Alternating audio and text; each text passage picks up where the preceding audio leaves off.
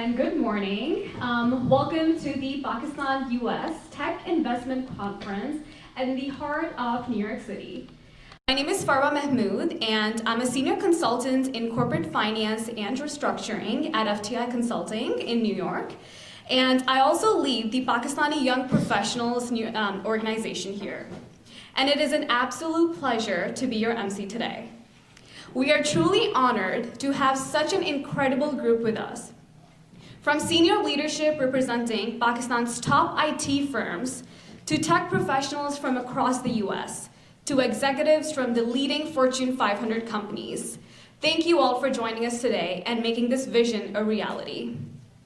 Over the last 5 years, Pakistan's ICT exports have grown by 178%, supported by a 63% youth population. And Pakistan is one of the largest English-speaking tech workforces in the world, with over 260 certified companies rapidly developing IT parks and a wave of foreign VC interest. Pakistan has emerged as one of the most attractive markets for digital investment globally. Today's session, we will showcase that story through keynote insights, startup spotlights, and candid conversations with visionaries driving this transformation. Let me quickly walk you through today's agenda. We will begin the opening remarks and keynote speakers, followed by a mix of company presentations, panel discussions, and fireside chats. We will also have networking breaks from 11 a.m. and also 3:30 p.m., as well as lunch break from 1 to 2 p.m. We look forward to an engaging and productive day together. To officially kick things off, please welcome me in joining Mr. Amir Ahmed Atazai, the Consul General of Pakistan in New York.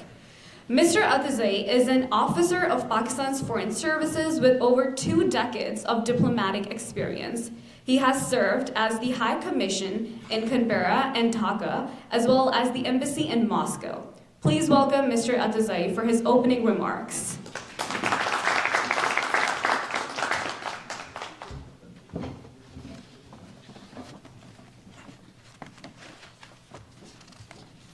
Bismillahirrahmanirrahim. Distinguished guests, esteemed speakers, innovators, industry leaders, ladies and gentlemen, Assalamu alaikum, good morning, and a warm welcome to the PAK US Tech Investment Conference 2025, hosted jointly by the Consulate General of Pakistan in New York in collaboration with the Pakistan Software Export Board and Open Global. Ladies and gentlemen, it is indeed a great honor to open this important gathering, bringing together visionaries, entrepreneurs, and investors from across the United States and Pakistan to explore the immense potential of bilateral cooperation in technology, innovation, and digital investment. Ladies and gentlemen, Pakistan stands at a promising inflection point in its digital transformation. With a population of over 240 million and a 64% under the age of 30, we are home to one of the largest youth-driven talent pools in the world. Each year, more than 75,000 IT graduates enter the workforce, powering a robust ecosystem of 6,000 plus tech companies. The country's IT exports have grown consistently at over 30% annually, with the United States as our top destination. Global firms including S&P Global, Careem, Microsoft, and Systems Limited have already discovered the value Pakistan offers in terms of tech capability, agility, and cost competitiveness. Ladies and gentlemen, Pakistan offers several compelling advantages over traditional outsourcing destinations. Highly competitive cost structure, up to 70% cost saving as compared to US, and 30 to 40% lower cost than countries like India and the Philippines, while maintaining strong quality standards at the same time. A young English-speaking, tech-savvy workforce with global exposure, business-friendly digital policies including tax incentives and full repatriation of profits, strategic time zone alignment for US businesses seeking round-the-clock operations. Special technology zones are being rapidly developed to incentivize infrastructure, R&D, and foreign partnerships. Our competitiveness is now being recognized alongside emerging Eastern European hubs like Poland and Romania, while offering greater scale, value, and growth potential at the same time. Ladies and gentlemen, today, over 15 leading Pakistani tech companies and startups will present their digital products, platforms, and services. Some are seeking strategic partnerships, others are looking for US clients, distributors, or early stage venture capital. To our American guests, I encourage you to connect, collaborate, and explore opportunities. You will find talent, creativity, and commitment that rivals the best in the world. This is our chance, this is your chance as well, to tap into one of the world's fastest growing, underexplored tech markets. As we begin this exciting day, let us remember that innovation knows no borders. Today is about building bridges between Pakistan and the United States of America, between entrepreneurs and investors, between ideas and execution. I would also like to take this opportunity to thank the consulate team led by Mr. Adnan Awan, our Trade and Investment Counselor, the Pakistan Software Export Board team, especially Shehbaz Hamid Saab, and Open Global, especially for their hard work and dedication to arrange today's conference. On behalf of the Government of Pakistan and our partners at Pakistan Software Export Board, Pasha and Open, I thank you for joining us today.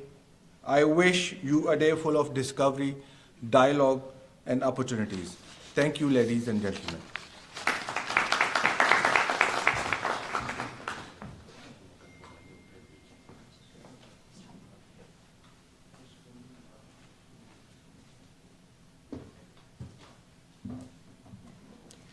Thank you, Mr. Atazai. It is really impressive to see what Pakistan has to offer. Up next, we are honored to welcome Mr. Abu Bakr, the CEO of Pakistan Software Export Board, PSEB. With over 24 years of global experience, including 15 years in executive leadership roles, Mr. Abu Bakr brings a wealth of insight to the growth, challenges, and future of Pakistan's IT sector. Please join me in welcoming him to the stage.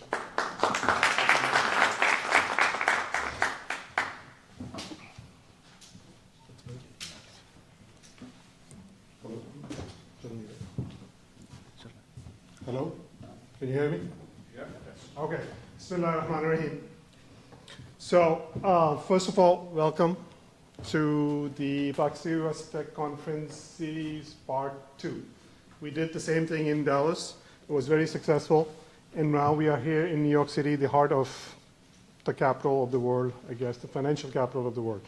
We're very happy to be here. I just want to start with thanking a few people. I think will be a miss if I don't. Thank you for the Pakistan Consulate, Amir Atuzai Saab, and your team, Adnan Saab, and everybody else that I'm not naming. Thank you for your partnership. Thank you for your support. Open Global, Tariq Khan is here, Zahid is here, Amir is here. I'm sure there are a lot more people here. Without the collaboration of all of those people, this would not have been possible. So really appreciate the support and help that we got to make this happen. Now, why are we here? And a little bit of background on myself for people who probably have heard it. Sorry, you're going to repeat it. I'm going to repeat it again for people who have been here in Dallas. But my introduction, I'm the CEO of Pakistan Software Export Board. I took over this role 7 months ago in Islamabad. All my life, for the last 30 plus years, I was in New York, New Jersey area. And I decided to do this, something that I always wanted to believe. I always believed in it, and I wanted to do something about it, because I think it's easy to just sit down and complain about it rather than do something about it. So I always thought that the opportunities that we have for the success of the Pakistan IT industry is far bigger than the challenges that we have. And we always believed in it, always passionately believe in it. When I was here, when I was working in the tech sector here for the last 25 plus years, I was on the other side when I was giving work and getting work done in Pakistan, and I always believe the talent and the quality that we get from Pakistan is as good as anywhere else in the world. And I've done it in a lot of different countries. So always believe that at some point in my life I want to do this thing, and I decided to do that jump and plunge 7 months ago. And now based in Islamabad, doing what I think I really believe that we need to bridge the gap between the Pakistani talent that is out there and bursting, and bring them into the global stage and connect them so they can be exposed to something that we deserve, our place in the global world, and that's what we're here. Before we get started, I want to play a short video, if you can play the video, to show what the Pakistan's landscape looks like today, what we have been able to do recently, and then we can talk about that, what's the objective for today's. Yeah. We good?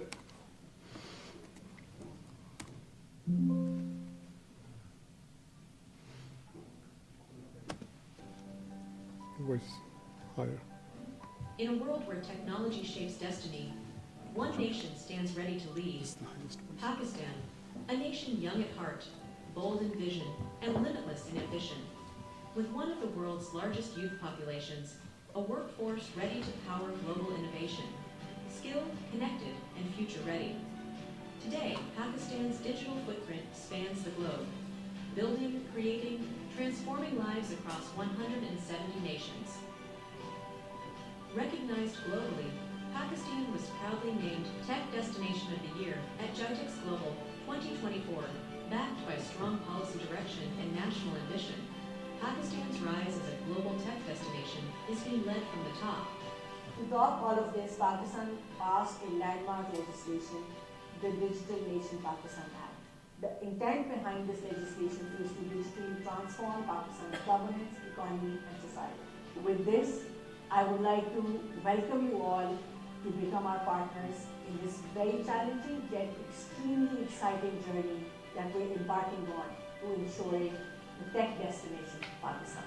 From GITEX to LEAP and GDC, Pakistan is capturing global attention, driving innovation, building meaningful partnerships, and establishing itself as a serious contender in the digital economy. Behind this momentum are the institutions making it happen, enabling exports, empowering entrepreneurs, and opening global doors. We have a very simple and a single mandate. We are here to support the industry, the IT industry, to grow IT exports in the country. Last year, our numbers were $3.2 billion a year. This year, we're about to cross $4 billion a year. I welcome everyone to come forward, explore the potential opportunity in Pakistan. We are here to support you, we are here to support the industry, and we're here to make sure that your journey to investing in Pakistan is as easy as smooth as anywhere in the world. Recently, Pakistan proudly hosted the Digital Foreign Direct Investment Forum, with participation from over 45 countries, including ministers, global investors, and tech leaders. Over $700 million was committed to the IT sector, a major step forward in attracting global investment. Led by the Prime Minister himself, DFDI signals Pakistan's serious commitment to building a tech-driven economy. At the recently concluded London Tech Week, Pakistan made a bold impression, from branded taxis to powerful pitches at Olympia London.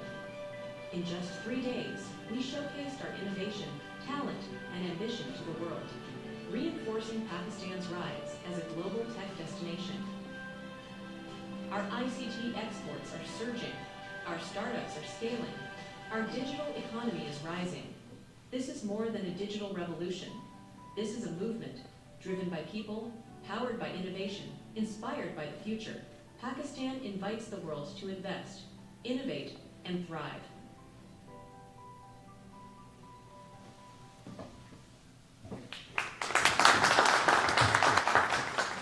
Thank you. I think this is just a glimpse of what's going on in the world, in Pakistan today. We have about 20,000 plus IT companies in Pakistan. I think what you see here is in the last 6 months alone, we have made a very conscious effort to go on the global stage and make the presence of Pakistan felt. We want to create an image and a soft image of Pakistan, that Pakistan is ready, is open for business, and is available, and our talent that we have today We want to make sure that people know that every time when they associate anything Pakistan, tech. So the slogan we have been using is think tech, think Pakistan, all over the place. When you saw in London, which was last week, we have 50 cabs still running in London for the next 3 weeks also. We've been doing that for a week. They're all running around London, driving around London. 50 cabs are running and saying think tech, think Pakistan, and there's a branding for it. And there's a call to action to it to say, recognize Pakistan. I think the one rule that I've learned in my life, and a few of the mentors that I've worked with in marketing, and Tariq Khan is probably one of them, you're right here, and Haris is another one. It's like you have to repeat the message again and again and again for people to recognize and register it. You will not be able to miss it. If you're in London, there are 66 digital screens all over London branding the same thing, think tank, think Pakistan. So I think this message will not get any more louder and clearer. We did the same thing in Silicon Valley 2 months ago when we actually went to Silicon Valley for a game developer conference. We branded San Francisco streets also. And it had a very successful outcome. The companies were able to get a very successful deals out of there. We were able to close deals about $13 million right on the conference. So this is just another investment as the government is promoting this and investing behind it, that we have to create an image that will help your companies be able to sell. We are not the words to sell, but we want to make sure that we can create an environment which makes it easy for you to go out and be bold about Pakistan. I think what we're doing is a very bold stand to say, we are here, we mean business, tech is our destiny, tech is our destination, and we want you to do this. What I ask everyone to be here to be doing is, we're going to do a lot of showcasing of the companies. There are companies that have come from Pakistan. I want you guys to be open, think of what they have to offer. It's always being here for 30 years, I know how difficult it is for Pakistani companies to come here and pitch and try to get the business. But as a diaspora, I think, that's my personal opinion, it is our obligation to help and grow them. Because I think we all want these companies to grow and scale. And I think you will feel good about it once you do that. So there are companies out there, they're going to showcase it. Please network, and the companies, especially the companies that are here, strongly recommend you guys not to be shy, be bold, be confident, walk up to the people, introduce yourself, introduce your companies, and make sure that you walk away with everyone that is here in this room. And these are not that you're closing deals or anything. You're building relationships, and you should do that. And I'm gonna, you saw some of those DFDI conferences that we did, DFDI conference we did in Islamabad last month. I think it was also a game changer for us. We hosted international delegations, about 140 of them from 40 different countries that all assembled in Islamabad for a single mission to promote the software for the foreign direct investment. It was highly successful, and it could not have done without the full support from the private sector. And I think we'll hear from Sajjad Sayed right after this. He's going to share some of the industry stats that you may not know. I don't want to steal his thunder because I think he's going to show you what Pakistan's software or IT industry is, not just software, IT industry is doing at the global stage, which I can almost guarantee you most of the people doesn't know what's going on and how we're progressing in the global stage. So with that, I would like to conclude and say thank you everyone for coming in. Thank you everyone for sticking in. We have the whole day packed agenda. Naveed Bhai is here from Riyadh, just flew in especially from Riyadh. I think he's always the star of the show whenever he goes, but you're going to be looking forward to his presentation too, and I think there are a few other people that I'm really looking forward to. So with that, I'll close this, and please be open and network with the companies, and this is why we are here to promote the Pakistan industry. Thank you so much.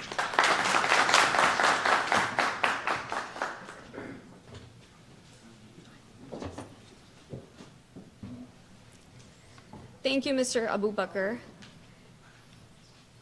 It is so great to see how Pakistan's IT industry is growing so much.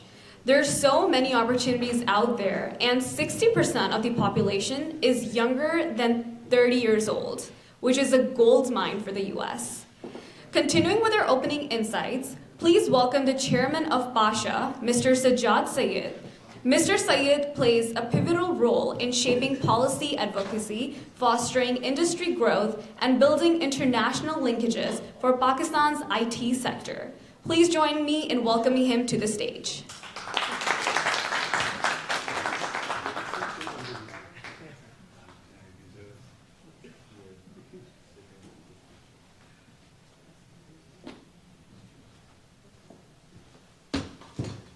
Assalamu alaikum everyone.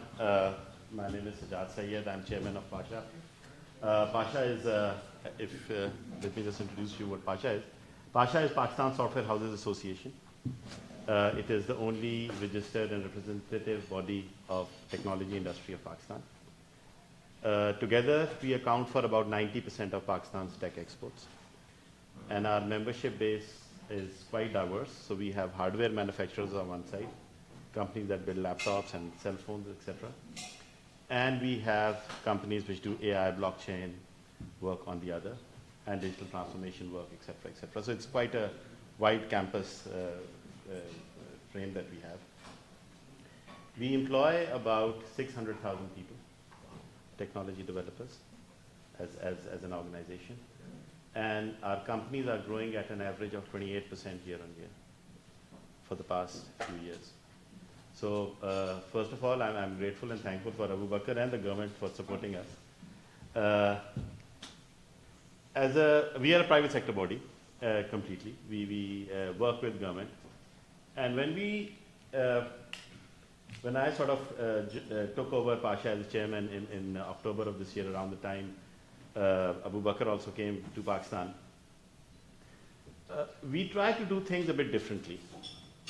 I hail from private sector. I went to school in upstate New York, Rensselaer Polytech, started my career in Schlumberger, worked in every possible desert. My mother used to say कि जिन मुल्कों में तुमने काम किया है, जिन जगहों पे या कुरान मजीद में उनका नाम सुना है या फिर तुम्हारे मुंह से. So I worked in countries like Eritrea, Somalia, Yemen, Djibouti, Paris, Montrouge, Houston. Quran में Houston का नाम नहीं है. So she got a bit wrong there. Etc., etc. Then I worked for Oracle, looking after 5 countries in SAC, SAP, and 2010 started my own company, and we are alhamdulillah in about 5 countries. So we had the experience of both sort of international experience and so much so Pakistan can be entrepreneurial and multinational experience. So we try to look at it that what can we do differently. Because overall, frankly, the reason sort of a lot of people were asking me in Dallas as well, why this? You know, you have a company and a decent company to run. What are you doing here? So I always turn around and say, you know, mera to end of the ladder aa gaya tha. It's time for me to start sort of like sunset ki taraf ja rahe hain. So बाकी सारा bucket list पूरी होगी, सिर्फ एक रह गई थी कि एक कुछ contribute कर सकूं इंडस्ट्री में और दूसरा अंटार्कटिका जाना था. So एक तो हो गया अभी अंटार्कटिका के ट्रिप की यहाँ planning है. Hopefully, after the end of my stint, I should be able to do that as well. So there were 4 areas where we thought we'd be able to get in. One was building brand Pakistan. We believe that market access ke area mein was something which was very important for us. So we turned around and we saw that there was some tremendous Pakistani companies which, because of the brand and market access, could not penetrate the world. So, and enabling and branding those companies was very important. So, and I'm sure a lot of people here don't know how strong Pakistan tech is, because our tech has come of age. A lot of times when people think of tech industry or outsourcing destinations or, you know, strength of technology, they don't, and they look at Asia, they don't look at us, they look at a neighbor of ours. So on 5th of May, we proved that our tech is stronger. When it comes to a lot of work that was done around the 5th, 6th, and 7th of May was done by the private sector. It was done by kids who graduated from our universities. It was done based on our cyber security work was done on the tech that was built in our country. Yes, there was some help from other countries, and everybody in the world does that, right? If we had Chinese technology, then people had French. But we did something better. We were able to connect them. We were able to use the power of network. So our tech was far superior than anything. And those engineers still exist, and their counterparts do exist in the private sector in our companies. Pakistan, we missed the boat, unfortunately, long time ago, the mechanical revolution. You know, when the world was building cars, we missed that boat. Let's take that, right? Uske baad, shuru mein, we also missed, frankly, a bit of the IT revolution in the 80s and 90s. Humne wo boat bhi miss karte. We ain't missing the AI one. I guarantee this to you. We are not missing the AI board. Pakistan tech, not a lot of people know. Let me just show off a little bit. Most of the stock markets in Africa are run by the software built in Pakistan. All the financial transactions, government financial services and transactions, the payment gateways running out of Dubai are built by a Pakistani company. When you watch Netflix and you have these payments coming out of Netflix, then you watch, all these actors and everybody else get paid. That particular software is built out of Pakistan. So we are building laptops, we are building cell phones, we are building IoT devices, our companies are getting patents, we are getting copyrights, we have AI products that we are building our own LLMs, we are building our cryptocurrencies, we are doing all of this. All we need is exposure and we need support. So if we are sitting in the heart of the financial capital of the world, so let's talk business. As I always say, let's talk Dhanda. So the next gold rush that you're going to see, this is the time is in Pakistan. This is the time to invest. Your multiples are going to be amazing. The numbers that you will be talking about are not the high risk country. So the high rewards are a lot higher. Now let's look at it. If you go deep down, then you have to realize, is it high risk because of perception or is it a genuine high risk problem? And it is a buyer's market because there are not too many people have discovered it. So this is the time to go, and this is where Pasha comes in. For instance, in DFDI, Pasha, for the first time, private sector and government work together, and I call it whole of nation approach. Not whole of government approach, whole of nation approach. Because if we are to be successful, we will be successful if we work together.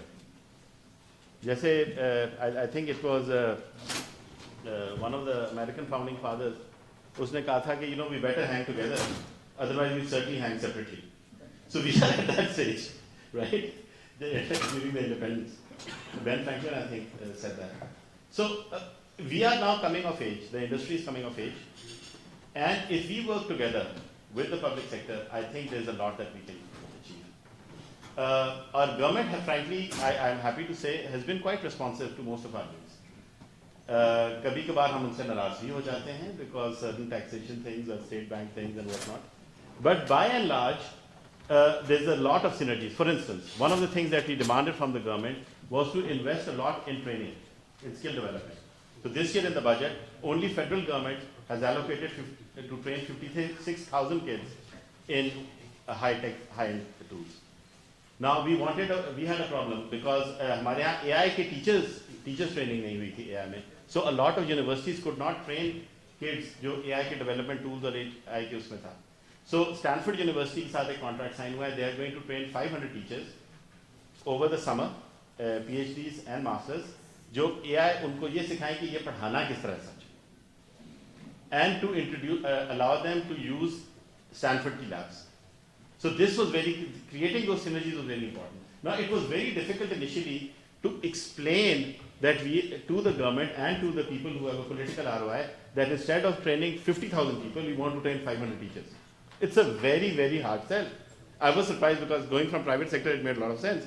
But when you go at government level, it's all the numbers that count, right? They want 50,000, 500,000. But we wanted to train 500 PhDs because we knew that this will have a force multiplier effect. And they were very responsive to it. And it's been approved and the training is going to start next week. So, within the tech industry, as far as IT is concerned, you would see a very different government. You will see a very responsive government. On the DFDI alone, private sector for the first time brought in $600 million. $100 million from private venture capital company called SAI Capital, who graciously sponsored part of this event as well. And the other one was done by a Russian and a European investment bank, 500 million. And they are not MOUs, they are investment agreements. What this is a proof of is that some of those companies have actually discovered gold. So I would encourage you all that when the Pasha companies are here, and there are some phenomenal companies over here, have a look. Some of them may not present very well, so I would seek your support in guiding them and preparing them, because this is the first time we are doing such an event with Open, and I'm grateful to Open for allowing us and hosting us, and the Embassy of Pakistan Consulate for enabling this. This is the first time we are doing it. So, there would be some shortcomings in our companies, the way they present and all, because that remains a weakness. Most of our companies are designed because of market access to present to Saudi audience, because those remain the largest investors in Pakistan. So, I would sort of excuse on that behalf. Next time around when we come, we'll train them. So we've learned from there. So, and if any one of you wants to volunteer to train them on the presentation skills and pitch decks, I'd be grateful again, because that is something, I think, an area of development that we have. Look for them. There are some phenomenal companies in services sector, companies in products. We have companies like Abacus. Again, one of our leading companies and as one of the sponsors of the event today. They were gracious enough to support us today. There are companies like Code Ninja, there are Y Capital. There are many, many good companies in products and services. There's a lot of companies which have a lot of potential. Please have a look at them and work with Pasha. If you have any questions or concerns, because we can help you at no cost to you in the filtering exercise. So if there are any, I would say, things that don't show up in the financial statements, if you want any of that advice, please do come to us. We'll be happy and honored to support you in that, because that helps our companies. We are already doing it for the SI Capital. We are already doing it for the Russian Russoft. So we'll be happy to support you as well. So any due diligence or support that you need, we'll be happy to do this. And again, please consider it a great opportunity. So if you don't want to don't look at it from a nationalistic perspective. Look at it from a business angle. And the scales we are looking at is 10, 20, 30, 40, 100x type of returns you can get. So again, thank you very much. It was indeed an honor to be here. And hopefully you will have a wonderful day today. And if there are any questions or any things that you want to discuss, I'm around. Thank you.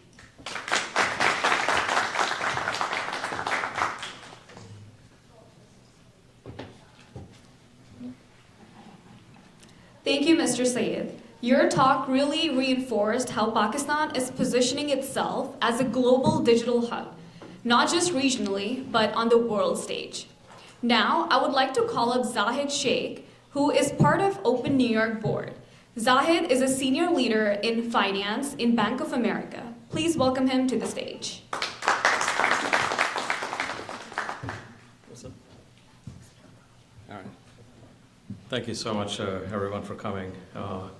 For those who don't know me, my name is Zahid Sheikh.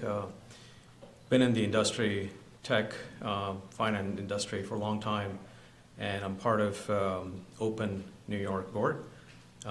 Very happy to see everyone over here, and this is like one of a kind conference that has been established, and been in New York for a long time and gone to so many tech conferences, especially Abacus and I have ran into many times into. This holds special meaning to us because this is all these companies that are showcasing what they're made of, their expertise, and this is it's going to be huge, I think, going forward. So thank you everyone for coming, for looking into our companies and making sure that there's opportunities that they can avail of. Just to talk a little bit about Open. Part of Open New York, and Open is a huge organization, basically organization for Pakistani entrepreneurs, and we have about like 15 plus chapters now across the world, and there's only one mission in what we have. Our mission is to make sure how we can contribute, how we can help to our community members, to our people, to reach to different levels, and these are we have so many success stories that if you start talking to everybody who's part of Open, they'll give you that. So just wanted to come over here and if you guys have any questions about Open, we can sit down and talk about it. But thank you so much everyone for coming. Appreciate it.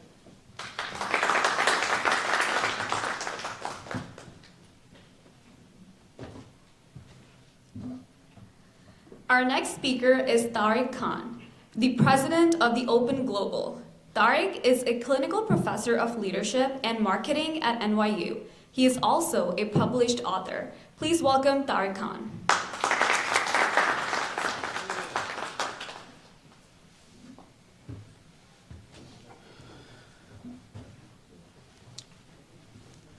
Assalamu alaikum and good morning, everyone.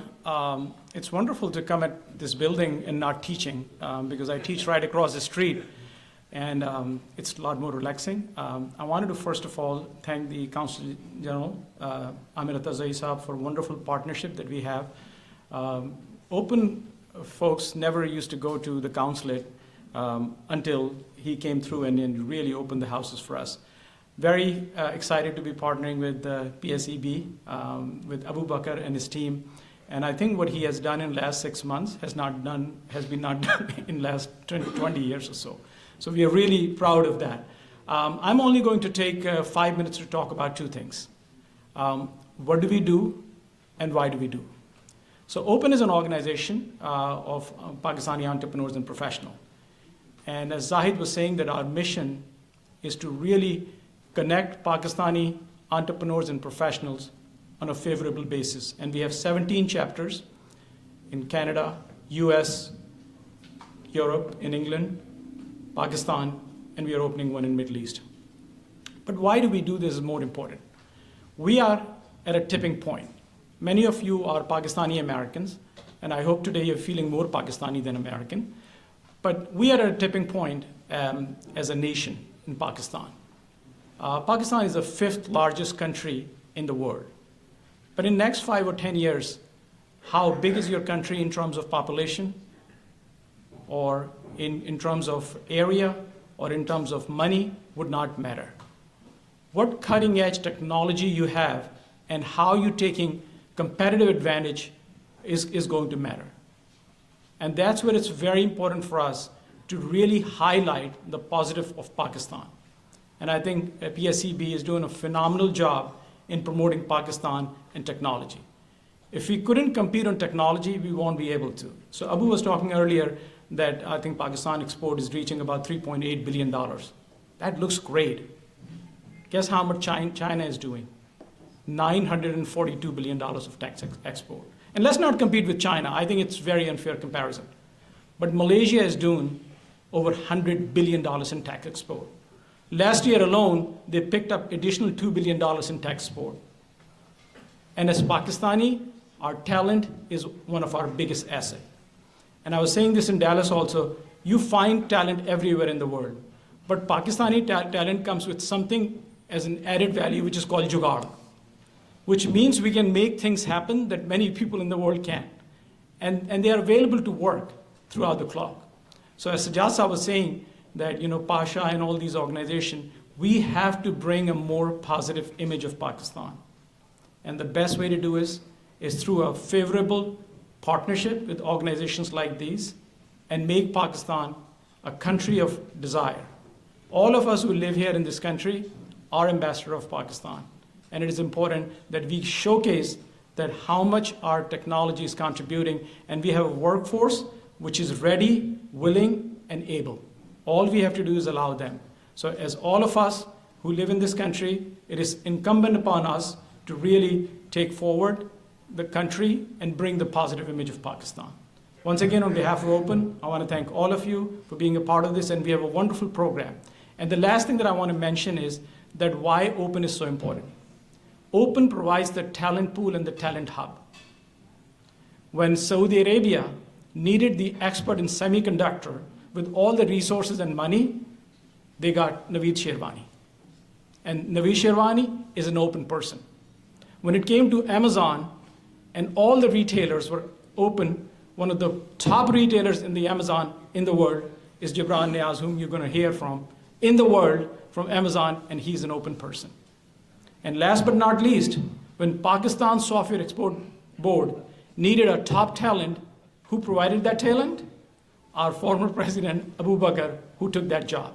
So Open is the hub and the talent pool of providing intelligent, willing, and able leaders that can really change the face of Pakistan. So once again, on behalf of Open, I want to thank you very much, and we have a wonderful program planned for you, so please stick around. Thank you.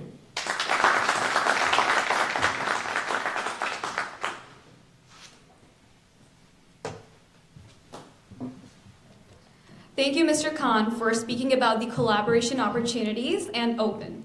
Now, please welcome Mr. Naveed Sherwani for a session on collaboration and investment opportunities. Mr. Naveed has been in the chip industry business for the past 45 years. He currently leads the Saudi Semiconductor Program. Please welcome him to the stage.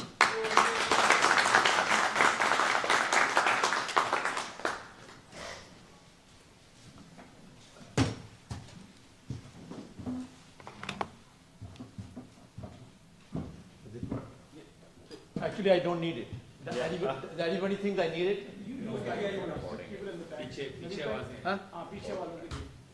Acha, okay. Assalamu alaikum, everyone. So I'll talk about three things.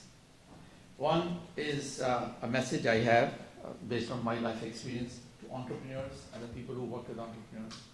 So, and the second is what we are doing in Saudi Arabia and why I think it's a huge opportunity in Saudi Arabia. And the third thing is why I do what I do, what I'm doing now for Pakistan and why it matters. These are only three things, right? If I talk about any four things, just boo me out and get me out of the stage because I don't really know anything else. So I think the first thing I would like to talk about is that I spent all my life in semiconductors, or 45 years. She asked me, what should I say? I said, say that I've been in semiconductor business before her parents were married. That should set your perspective. Then people say that how do you kind of only look sort of 60 years old? Actually, I'm 95 years old. I have an agreement with Stanford University. I go in there every month and they do some work on my face and my body and things like that. It has been working phenomenally. As you can see, it is working very well. So I have started 23 companies in my life. I raised around $1.65 billion. The largest company I ran went to the value of $3.75 billion. And I say this not because to highlight that I have done something in my life. By the way, out of all these things, the thing I'm really proud of is Pakistan gave me Hilal Imtiaz, for which I'm really proud of. But this is not why I say it. I was born in a house of a government servant, and I grew up in Nazabad number 2. So the point I want to make as entrepreneurs, that if anybody ever tells you that you cannot do X, you cannot do Y, or you cannot do this or that, if a person born to a government servant's house in Nazabad can do it, everybody can do that. So don't let anybody ever tell you that you can do it. Only thing you are, it's your himmat, your diligence. And actually today a very old friend of mine, Farooq, is here. And I remember the days in 1976, he had a little patpati. And we used to go around the patpati. We used to put the petrol in it for 6 rupees. Sometimes we didn't have 6 rupees, so we'll only go and put petrol for 3 rupees because we had only 3 rupees, so you put half. So my point is, but one thing I also want to give you is that also stay humble. And this message I got from my mother. My mother was a very Azim type of aurat. And I was a good student, so I got a gold medal from a university called NDT University. So I brought the gold medal home. And I was proud, I showed my mother, and mother said, can I go outside? I want to show you something. So she took me, and there was a line of ants. It was in Nazabad, there were a lot of lines of ants, okay? So in the line of ants, right next to the line, there was a dead ant. So my mother said, no, ants are a very highly organized society. We don't know if this ant was a general or a mayor. They have a hierarchy and things like that. So I said, what is that to do with my medal? My mother said, this dead ant is you. And this line is life. Never let any medal, any accolade, any money get into your head. Because at the end, that's you. And life will continue to run without you. So never ever lose your touch with the ground, stay on it, and remember that we are nothing more than a small ant. So that's my request to you. No matter how many billions you make and what awards you get, stay to the ground, because that will play a very big role in building your company and building you. All right? So the second thing I want to talk about is Saudi Arabia. So I was sent to Saudi Arabia because I've been trying to build a semiconductor business in Pakistan for the last 7-8 years, actually longer than that. And the idea was because I'm very afraid that semiconductor is a sovereignty issue now. If your nation does not have semiconductors, you cannot make your chips, you cannot have your defense, you cannot have your laptops, you cannot have your networks, you cannot have your hospitals. Nothing will work. If you do not have chips, nothing will work. And you all know that. So, and now we had an agreement between Saudi Arabia and Pakistan, and it was decided that let's go build a program jointly between Pakistan and Saudi Arabia. So I'm now leading the Saudi Arabia program. Alhamdulillah, in the first year, we have invited 20 companies, and we are right now, 20 companies are establishing their operations in Saudi Arabia, semiconductor companies from all over the world. They are doing that. A plan is to hire and train people from Pakistan and bring them to Saudi Arabia, or they work with them. And Abacus and the team have done a wonderful job. We've got a PC1 approved for something like $18 million. Pakistan is a poor country. Got that trained so that we can train the semiconductor people in Pakistan so that they can work in these 20 companies. Our goal is in the next 4 or 5 years to have 50 companies. We are trying to enlarge that to other Islamic countries to have 200 companies established between these Islamic countries. This is our goal, this is what we are working on. But once I went there, I found out semiconductor is a very small issue. There is a Sone ki barish going on in Saudi Arabia. Let me tell you some numbers that will completely blow your mind away what is happening in Saudi Arabia. And unless you go to Saudi Arabia, you cannot. Saudi Arabia is going to invest $4.6 trillion. $4.6 trillion. I think if I ask all of you guys, do you know how many zeros are in a trillion? Many of you will struggle. I've done it with people who are CEOs of the company and they miss it by a zero here or a zero there. It's a huge number. Important thing is it will be invested in Saudi Arabia in the next 5 years. Why? Because Saudi Arabia is just deathly scared of the fact that when the oil price goes down to zero, which will happen, if it doesn't happen in 5, it will happen in 10 years. But it will happen because all the competing technologies that are coming, what will happen to them? They'll go back to riding camels and eating dates. They want to avoid that. This is the reason they are doing it. But because of that is what is happening. We are building $200 billion worth of data centers. Imagine that. So, example of Sone ki barish. I, along with 4 or 5 other people, found out that they are having trouble buying servers for data center. I started a company in last March. The first order we got last May. We did $47.5 million business last year. Inshallah, this year we are doing $125 million business. There are only 7 people in the company. This is Sone ki barish. Another example. There's a guy who wanted, I told him that there people don't know how to buy these connectors in the data centers. Okay? He's doing close to, I think, around $75-80 million business right now. So if you know how to make a wheelbarrow, if you know how to do a jadoo, if you can do anything that is worth in this gold rush, it's worth coming. Give you some other examples. They are going to import 12 million people into Saudi Arabia in the next 5 years. Today we have 2.9 million Pakistanis in Saudi Arabia. Why can't we have a 20 million people come from Pakistan to Saudi Arabia? Possible, right? They are going to establish 60,000 factories of one kind or the other in Saudi Arabia. Many of them are building right now. If you want to see that, come and see it yourself, right? There are many projects, like there is a project called NEO, and if you go there, 170,000 people are working on a single project. So if you go there, you have to take a tour in helicopter because you cannot see that without a helicopter. The tents in which all the labor lives. There is 20,000 executives in addition to 100. So this is the kind of things which are going on. So what I want to ask all of you guys, if you have any business, it has to only be 2 conditions. One, you have to be a Pakistani. Okay? I'm old enough that I have stopped talking about screw the merit. Right? I've all my life said, oh, we'll hire the best people. I don't do that. I now say I'll hire the best Pakistani. Okay? I'm in that stage of my life, I don't care. You can think anything about this policy, that's my policy now. Number 2, you have to commit that if you establish something in Saudi Arabia, you have to hire people in Pakistan. That's it. Other than that, I have no condition. With that condition, we are building a little mafia in Saudi Arabia. And that mafia will help you. I don't know, everything is a mafia. The you're not in market, get into it. It works. So I think that market, what it will do is that we will facilitate you coming there. What kind of things we can do for you? In semiconductor, most companies which are coming there, just to welcome them, we give them $2 million just as a welcome relocate grant. If you submit a R&D plan, we give you $6 to $8 million of R&D grant. Right. Or setting up some kind of a factory, we can give you between $7-8 million to $75 million of a low interest loan, 2.5%, 5-year return. And there are many incentive programs. There are 18 incentive programs that are relevant to semiconductor industry.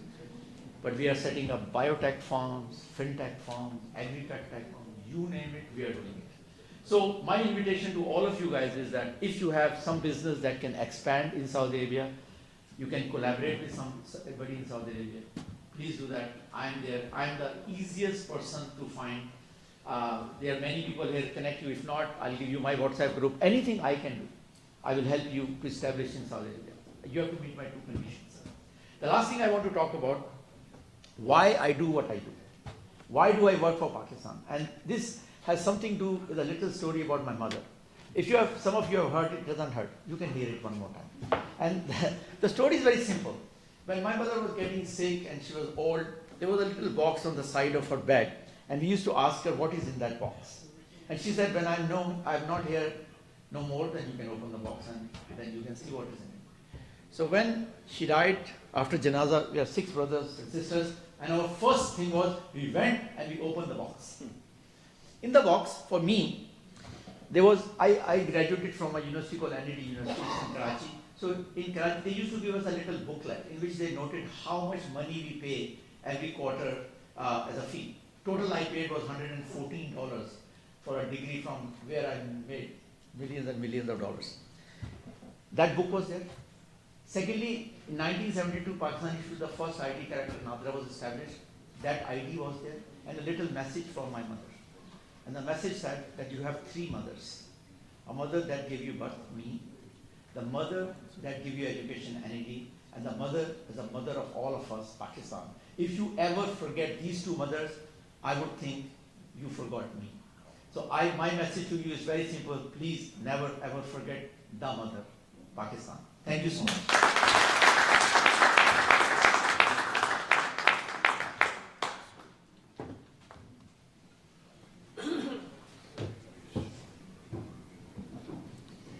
Thank you, Dr. Shirwani. It was truly an honor to have you come up and speak and share such an impressive and humbling story.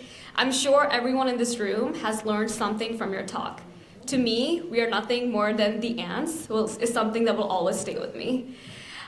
We will now begin our company presentations. The first one we have is the Abacus company, and we have Shoaib Khan to represent. Thank you.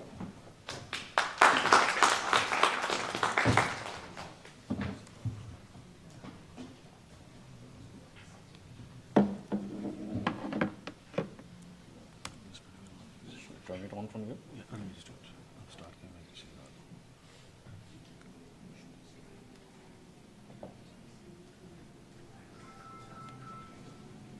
So I take the mic. Ji, Assalamu alaikum. Good morning, everyone. Can you hear me loud and clear? Oh. I can go without it as well. No, huh? Sure.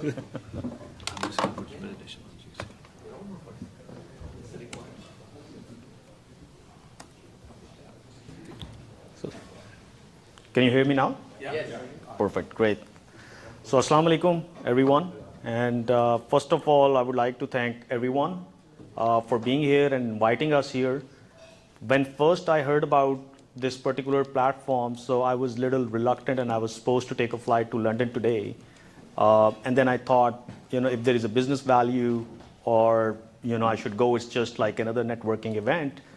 And when I talked to people in PSAB, and Pasha and in Abacus, I realized this is actually bigger than what I was thinking, where we can actually come in, network with people, talk about ideas, ideate, learn from each other. So I'm the kind of person who's big on learn it all, then know it all. I met with a lot of people this morning, and what I learned so far is that everybody's doing a great stuff, one way or another, and the story of Pakistan is getting exciting every passing day. So really excited to be here, and I'm really proud of being Pakistani. So just a brief introduction about myself. My name is Shoaib, and I'm the managing director. I look after the global business for Abacus. I'm based out of New York. I live in Uptown, New York. I've been living in the US for pretty much over 5 years now, working with a lot of US clients, including Fortune 500 companies, doing big time consulting with some of the big players like Boeing, some of the large banks, telecom companies, retailers. So I'm going to be talking about it a little more in detail. I'll try to be more direct, and I don't want to give you a sales presentation here. The idea is to, talk about what we do and how we do it, right? And what is the hack? I know a lot of companies are here to learn where the business is and how we go about it, right? So I just don't want to talk about company where I'm going to be talking about product, portfolio, client, and brag about us. The idea is to tell you how we're getting successful in this market and how we can capitalize on the blended on-site offshore model. Does that make sense? Right. Okay, great. Thank you. Thank you.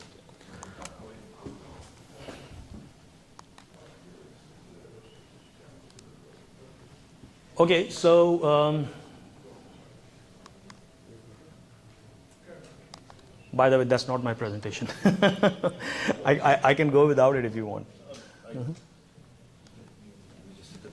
Okay. That's not my presentation, but I can go without it. That's not an issue, right? Okay. Let me find the other one. Okay, yeah, sure.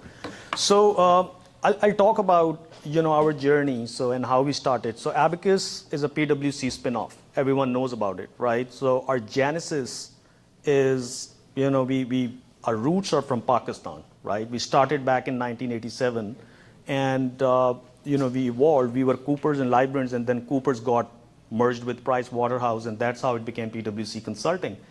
And in 2002, you must be aware of some big scandals that popped up, Enron scandals and all. So that's how PwC sold its entire business worldwide, the consulting business. And there was a global sales back then due to Sarbanes-Oxley Act, and then they sold their consulting business to IBM worldwide. So Abacus at that time was a member firm of PwC Pakistan, but in 2002 we decided to resume our name as Abacus and be independent and emerge as a Pakistani company, right? That was a tough decision. We were about 70 people back then, and after that, fast forward 2005, we are 4,500 people globally, and we are one of the premier companies when it comes to consulting, technology, and outsourcing. So we've got our international headquarters in London, which is again a member firm. It's Abacus is like one Abacus, but the international headquarters is in London, and then we've got offices across UAE, Saudi Arabia, and New York. And New York is where I sit. We've recently opened up a facility in Nairobi, Kenya, and now we're just kind of doing a lot of business in that geography as well. So anyways, so I'll just talk about, when I was listening to Sajjad Saab, so he mentioned some of the great use cases. So I would also like to add some to those use cases and, some of the key accomplishments of Pakistani companies, at a global stage. So we as Abacus, I can tell you, for instance, in Kenya, more than 60% of country GDP runs through their program called M-Pesa, which is one of the world's largest financial inclusion case study. And we are right at the heart of their architecture. They're connected to over 100,000 companies and developers.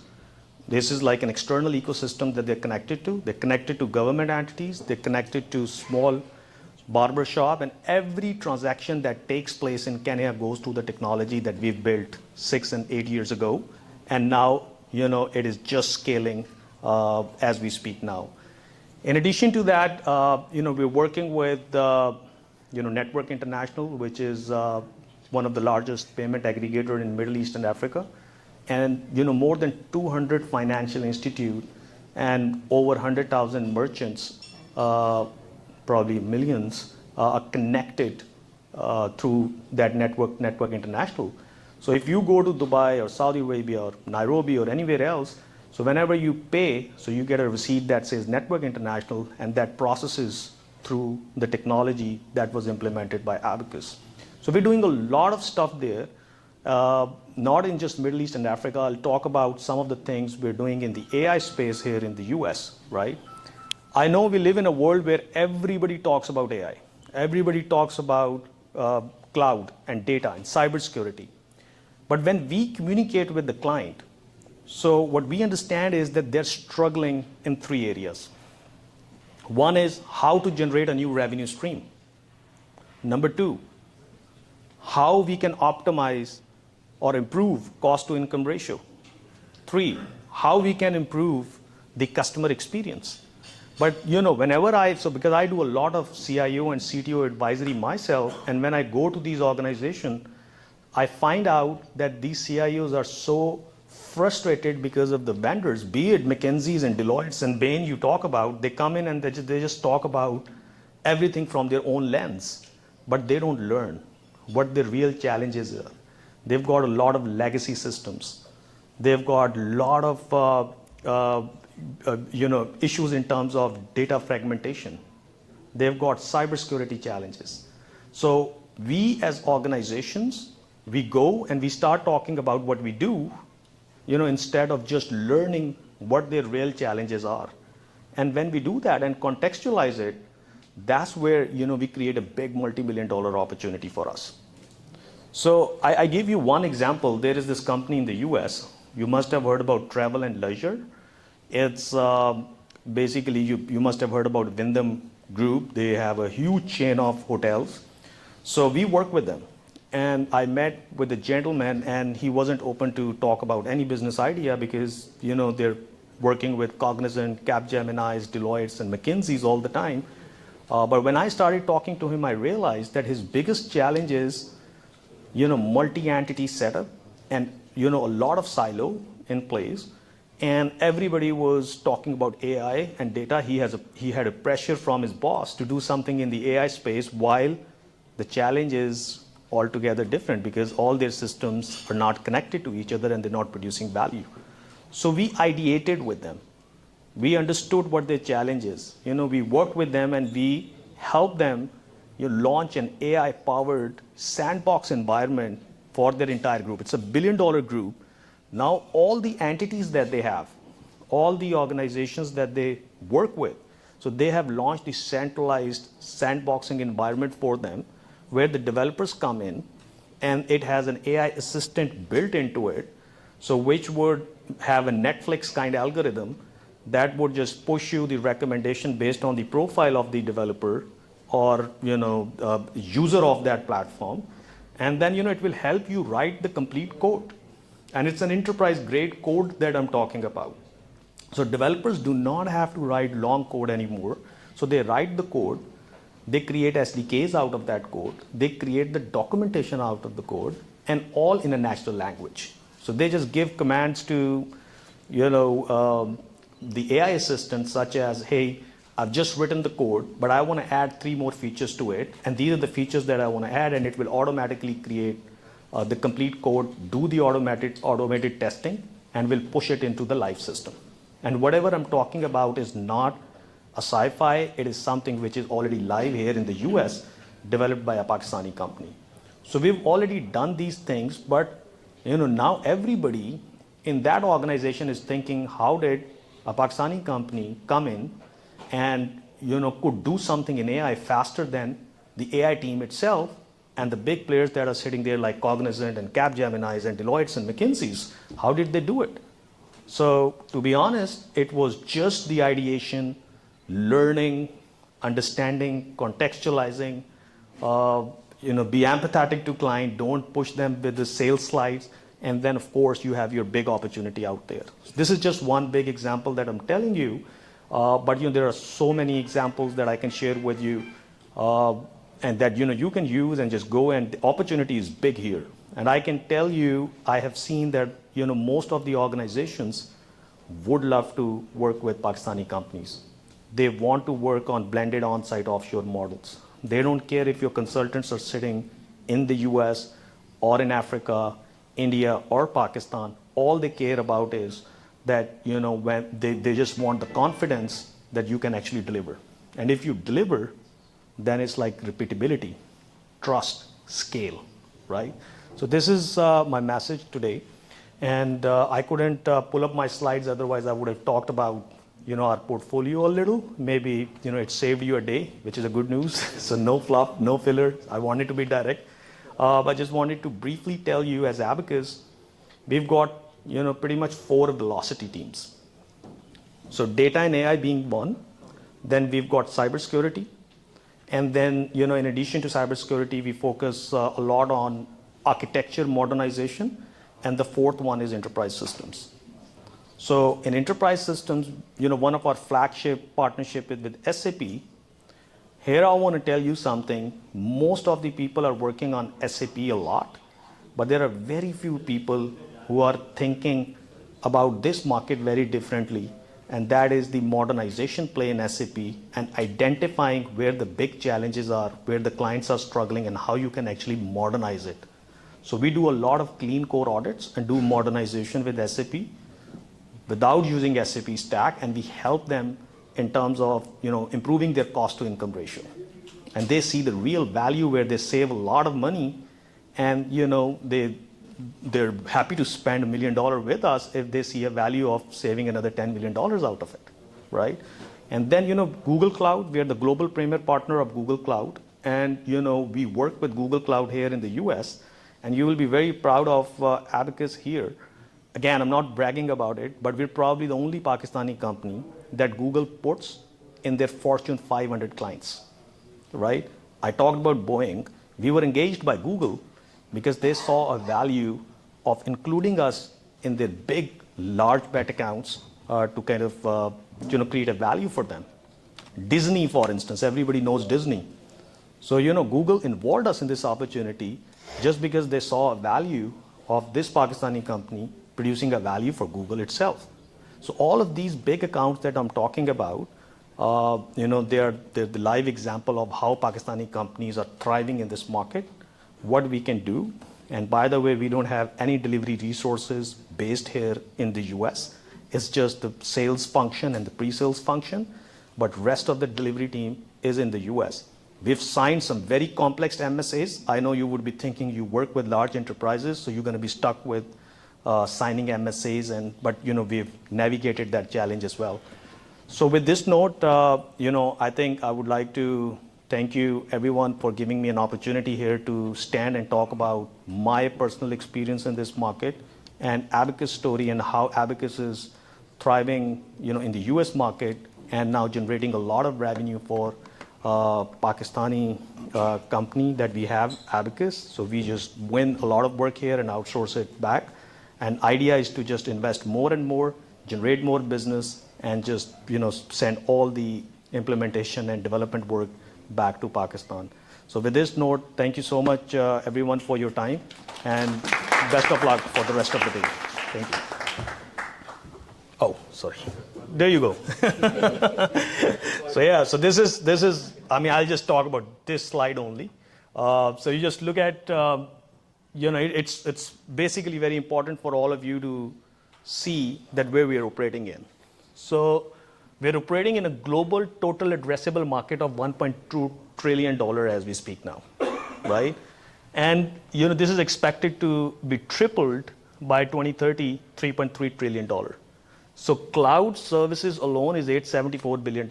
But I know everybody's working on cloud, but the names that I've just taken in front of you, all of these clients are our cloud customers, right? Then you talk about human resource management. We work with Mercer there, and it's been pretty much 2 decades that we've been working with Mercer. Then we've got BPO solutions. We work with big clients like Ubers and Creams and some big fintech companies that you can think of here in the US. If you live in US, you must have used Rocket Money, which is a big fintech platform. So there are clients. and we generate pretty much about $100 million for them. Then we've got Gen AI solutions, ERP solutions, and big data. So, while these are all different practices, but we've just created a block, and when we go to client, we don't push the product, right? We go with a solution-first mindset, then a product-first mindset, and we understand where we can add value, help them save cost, help them generate new revenues, and help them reimagine the customer experience that they have. Thank you so much for giving me extra 2 minutes. Appreciate it.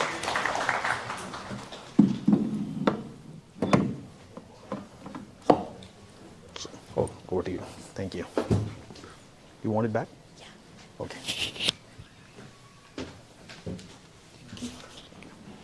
Thank you. It was really great to see what Abacus is doing and what it has to offer. Let's take a short 5-minute break. Please enjoy some tea, coffee, and good conversations, and we will resume shortly at 12 p.m. Thank you.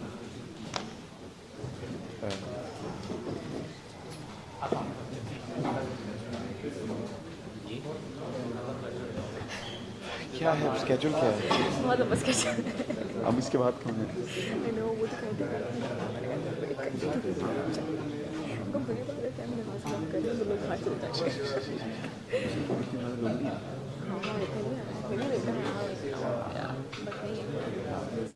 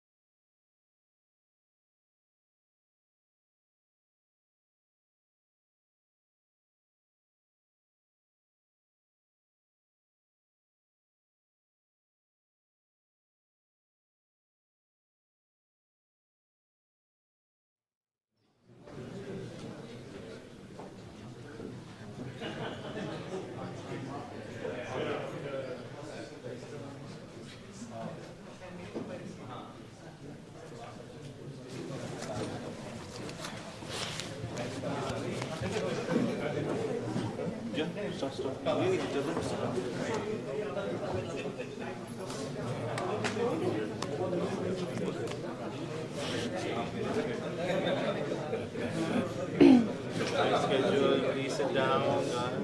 are behind schedule. If you all can please take a seat. Thank you.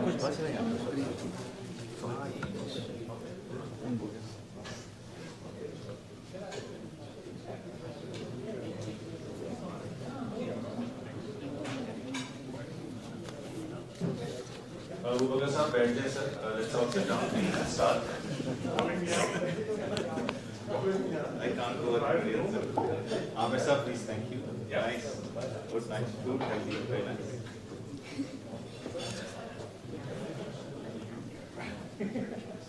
Charanji, over to you.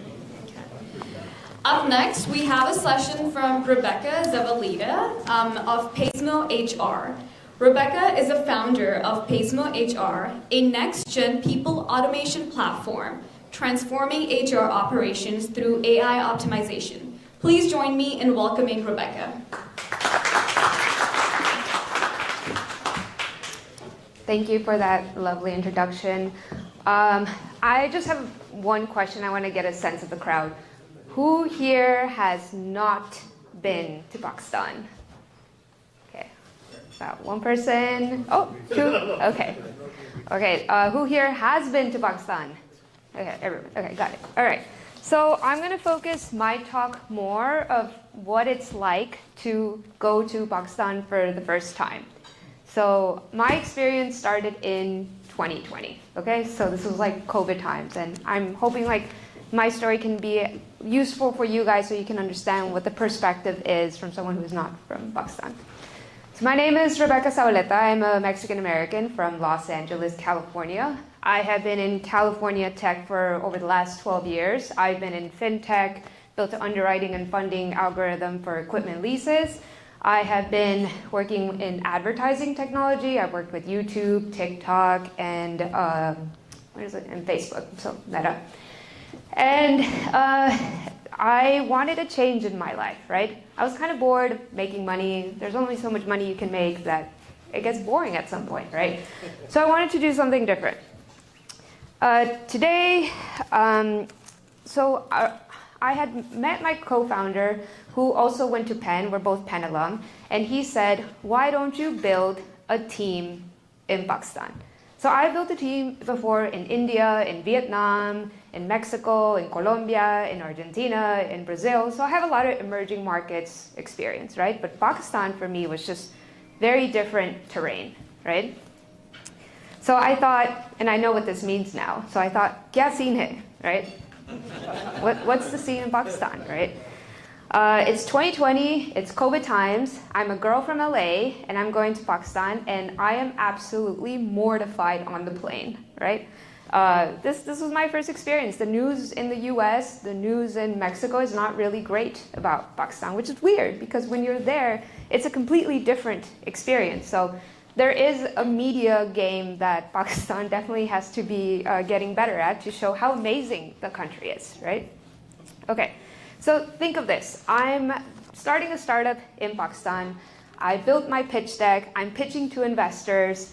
And I'm a newbie. I don't really know how to operate in Pakistan, right? So I'm pitching to investors in Silicon Valley.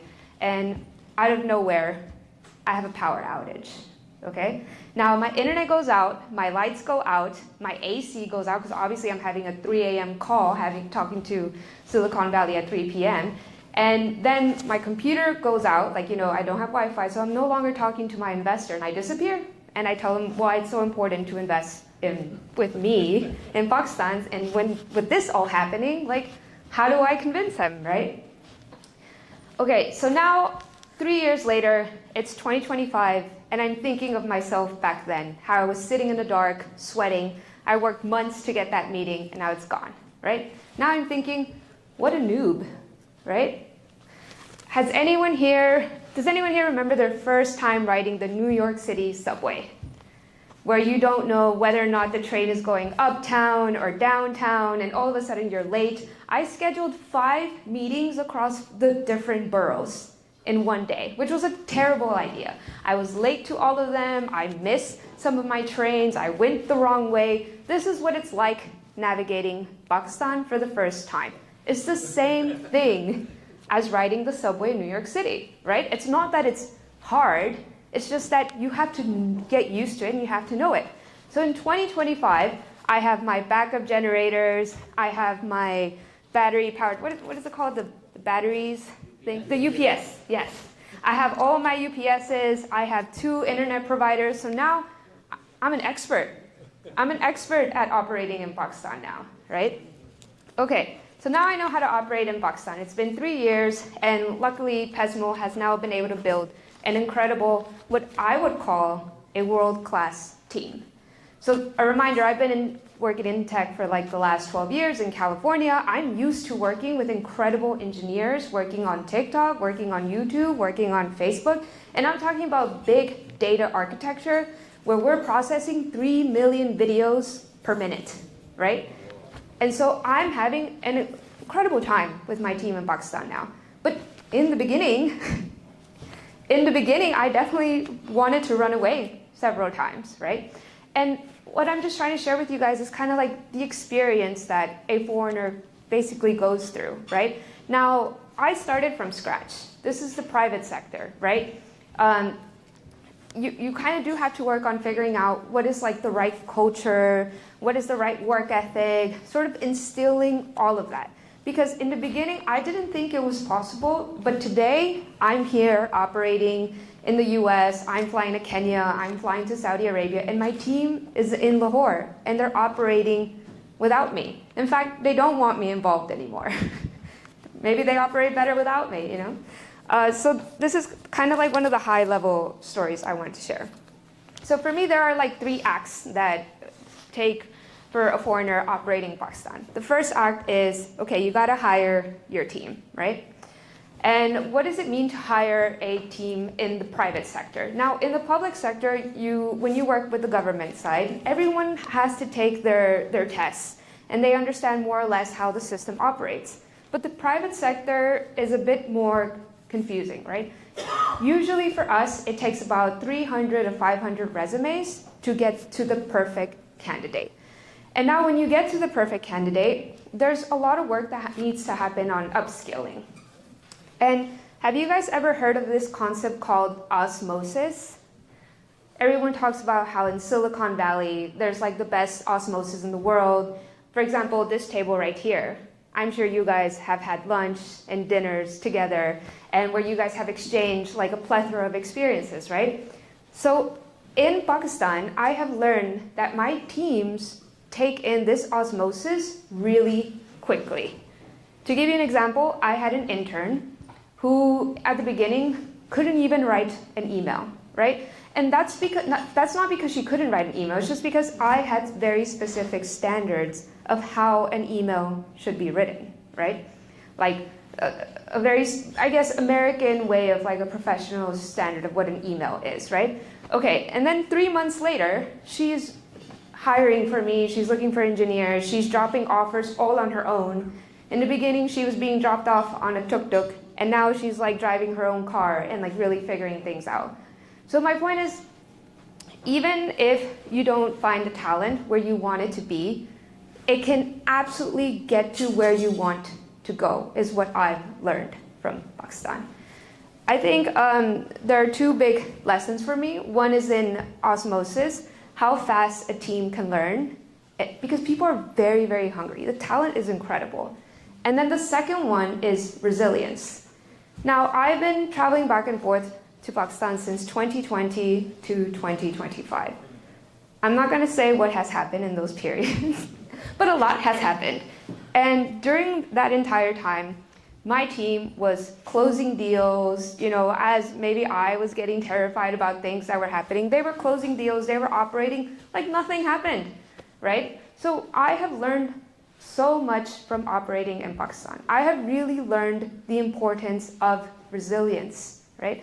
So if I'm going to be building a world-class team, and if you would have told me 5 years ago that it would be in Pakistan, maybe I wouldn't have believed you. But today, I'm absolutely a witness that it absolutely can happen.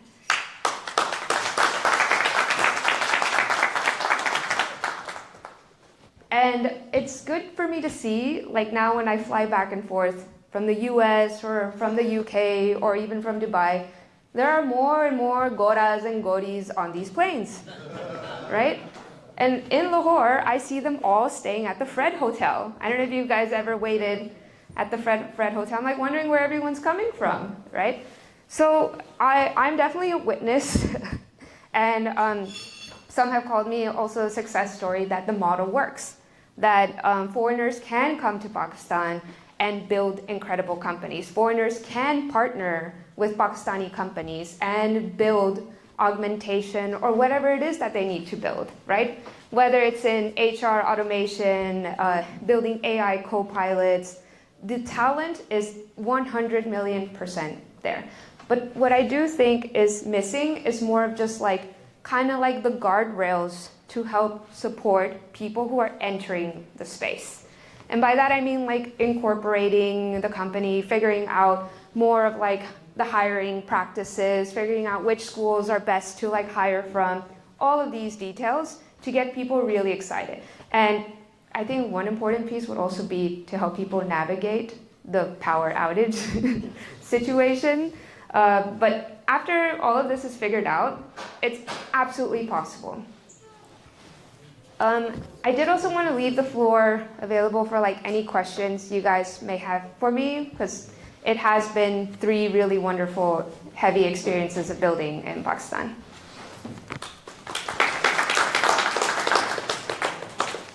No questions? Okay. Cool. So if anyone ever wants to talk to me, learn more about what my experiences have been, in case or wants to do business, please feel free to reach out to me. Very happy to be here. Very excited to meet all of you guys. Thank you so much.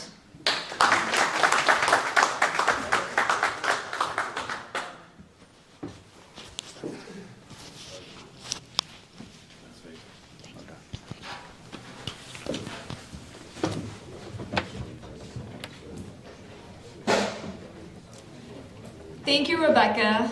We love to see more women-owned businesses, and it is inspiring to see what you have done in Pakistan and how you're leveraging AI to unlock the workforce potential. You saw the need, you came in, you were resilient, and you conquered.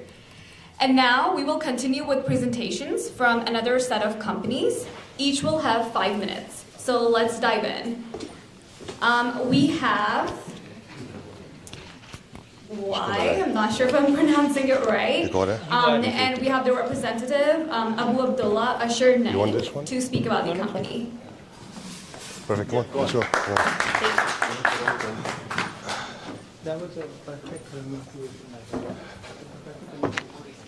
Thank you, everyone. Thank you for being here and giving us this opportunity. I think what Rebecca did before us, sorry, I need a mic. What Rebecca did just before us is actually an example of resilience, and I think a lot of Pakistanis wouldn't be able to do what she did in Pakistan, and I think kudos to her. There's a lot of learning anyways.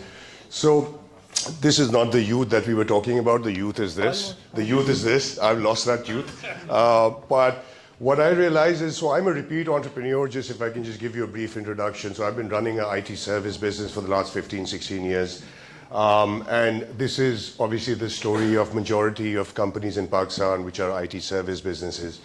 What I realized with due course of time when I co-founded Y Industries, where I was actually proven wrong by the youth of Pakistan, where I never thought that in Pakistan we could create tech and we could create products that could compete globally, products that could sort of compete with the IBM's Watson, Yellow.ai, and we did that. And we were able to actually create products in Pakistan and compete with the best in the world. And when I used to tell the team, they used to say that we know everything about them, they don't know anything about us. So that was the attitude that the youth of Pakistan actually did this, which is impossible. And now what we have a global network of resellers at Y Industries who are selling Pakistani tech globally, which has never happened before. We've always been infatuated with foreign technology and sort of, resold that and implemented that.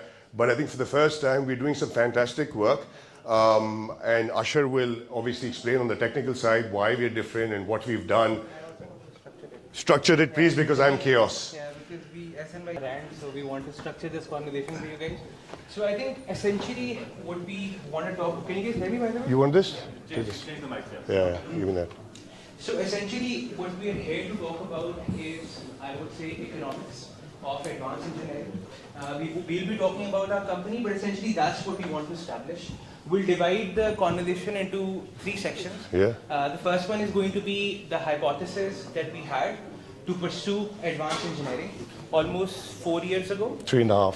Where that hypothesis is right now, which is the company, and how are we planning to scale it through the collaboration that Sajjad Saab spoke about, which is with Stanford, and how do we scale what has been successful for us across with multiple Absolutely, companies. yeah. So I think SMI will first talk about the hypothesis, why we started what we started, and then I'll talk about where that hypothesis is right now.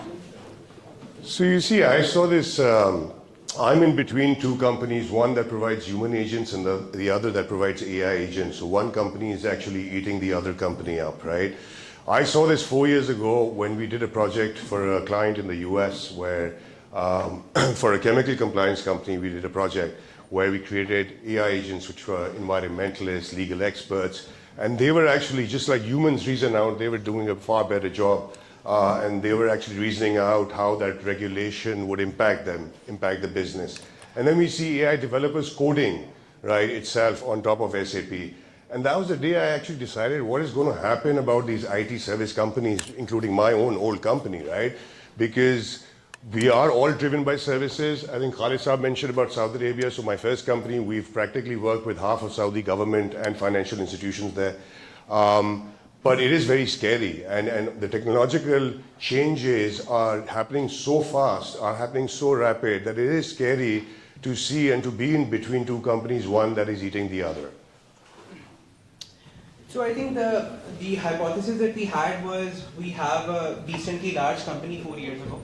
We cater to 80% banks, some of the largest ministries in Saudi. We have a good presence in the Middle East. And we just figured that, we're good. As a matter of fact, we were going for an IPO back then. We still are. Yeah. But essentially, we just saw that, and I showed SN by GPT-2 back in the day. This is before 5.5 years ago. Yeah, so this is before GPT-3. This is before, Chat GPT came along. So I showed him this, and him and I sat down, and we decided that, our own company is in trouble. And I think we need to be the first ones to kill our company. And, Yeah, absolutely. so that's where we started off from, and that was the hypothesis, right? It's The crazy. hypothesis was, it was previously called ISM, but now we have consolidated a lot of our companies into a single entity, so it's called Y Industries. And the idea, again, it's economics of advanced engineering that I want you guys to focus on, because that's what we'll be talking about, right? So we say the future is swarm, which basically means AI agents, not just having one, but multiple. But that's not the important point here. The important point is we started working on agentic reasoning around 18 months ago, and we knew as a Pakistani company we don't have enough resources to become some of the largest players in this space, right? So what we thought is that what is that niche that we could go into, which will be utilized by all of these upcoming AI agent companies, right? And that's what our platform and that's what our company does. So just to give you guys a brief, we primarily work with enterprises. If you look at us, we at the moment, even right now, we're serving around 60 to 70% bank population of Pakistan through our clients across operations, marketing, customer support, etc. The framework that we have, it produces a higher accuracy than just using normal large language models. Yes. We are in 7 countries with our partner networks that's reselling our products, right? And almost 20 million plus users served. So I think we are industry agnostic, but the platform, and I want to talk about what the platform is.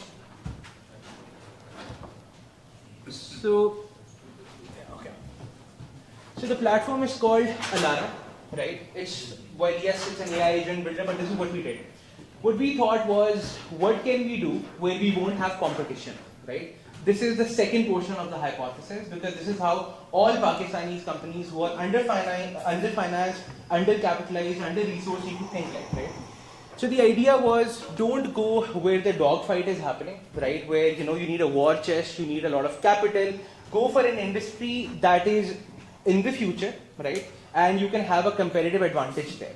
So what we do essentially is, our work is more towards the collective memory or collective intelligence of agents, right? So we thought that, okay, AI agents are going to take off. We know they're going to take off. What is the space we should be in? And the space we chose is that eventually all companies would want a command and control center to manage their AI agents, right? Which means I can build them, but I also want them to talk to external systems, right? And be agnostic as well. And be agnostic, and most importantly, what we knew was that eventually one of the huge requirements for all these companies adopting agents is going to be in reference of, can my agents working in software engineering share their enterprise and contextual memory with my agents in customer support, in marketing, etc., right? And that's what the platform does. So once you sort of like, and these are sort of like the projects that we have done, which is Alara being the core platform for it. But essentially, if you look into it, you end up solving challenges that most other platforms can't solve, right? So for instance, in the banking industry right now, one of the major challenges that they had, and we obviously, when we are competing, especially locally, the competition is international, right? The reason why we were so effective is because our agents were taking contextual enterprise memory from multiple departments, right? That increases the accuracy. If you've seen something in the marketing department and the question is coming in customer support department, that sort of like homogenized memory helps a lot to these AI agents to actually answer much more accurately. With FBR, we're working right now, so we did this one project with them, which is agents for production monitoring. We started off with one factory, but now under the PM directive, we are expanding this to 2,500 major manufacturers in textile, in sugar, cement, etc. Right? And just to give you some context for banking in particular, what we were doing is that there's one bank that has a reasoning agent. So you go onto WhatsApp and it'll give you a static menu. And there's a last option that gives live chat. So people will think that live chat is with a human, but as soon as they click that, it's actually with our Alara AI agent. So it's so real that it feels just like a human that you're talking to. It can reason out on things as well with you. Yeah. So essentially, we, again, coming back to the first topic, which is the hypothesis, the idea is we chose a space and we thought about where we can have that advantage and how do we sort of like build sort of like a moat around it, which is build a technology layer so that at least this space we can cater for, right? And it worked out very well for us, right? So essentially, if you look, and this is the encouragement that we sort of like, give most of the companies, and we've had, like, we have a decently large company, which is the first company, but if you look at the growth of advanced engineering that we experience, and this is why we encourage a lot of companies to take the advanced engineering route, is because our revenues grew by 10x within 12 months, right? And right now we're projecting around $15 million in the next coming fiscal year. And just to give some more context, so the 15-year-old company is about $3 million valued, right? And this is a 3-year-old company, 3.5-year-old company is $25 million, which we're raising for right now. Yeah. So the profits are like much more attractive than our services business. We're operating on like 56-62% profit margins, and the reason why we're able to get these profits is because we are charging a premium on innovation, right? And I think that's where Pakistan needs to focus on, right? This was the hypothesis: can we focus on innovation? Can we get that innovation premium? And it worked out very well for us, and that's why we are primarily here to discuss with you guys. So that brings us to the third topic, which is why we're here and trying to sort of like see if any companies are interested in collaborating with us. Sajjad Saab did speak about this. So under the Prime Minister Office directive, we are collaborating with Stanford University, and the idea is that we want to train 2,000 MPhils and PhDs to build enterprise product, how to build an enterprise product, right? The benefit for any company who collaborates with us is essentially, if you have a problem in AI that you want resources to be deployed for, and we will provide those researchers, subsidized by the PM office. We will work on that project, right? And sort of like for 3 months, 6 months, that project will be delivered, right? So essentially, that's one of the major things that we want to achieve, which is scaling the hypothesis that we had for ourselves, which is that we want to create a pipeline of demand, of demand and supply, where we're training the supply ourselves, right, on the problems that the industry has, right?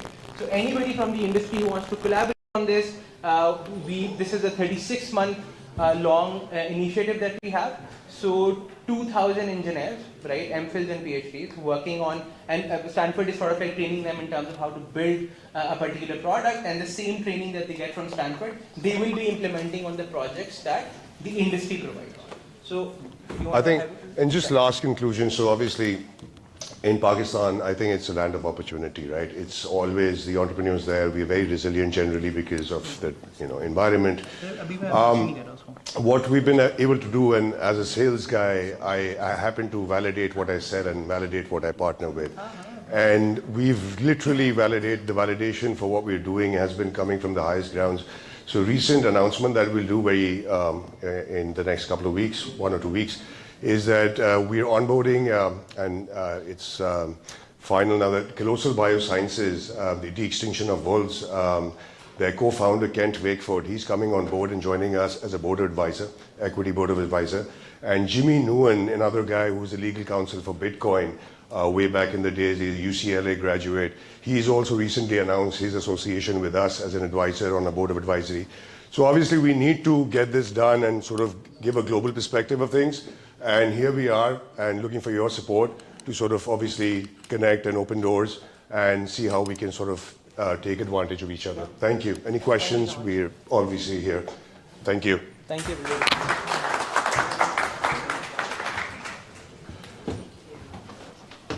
Thank you. Thank you, sir. Thank you. Code Ninja.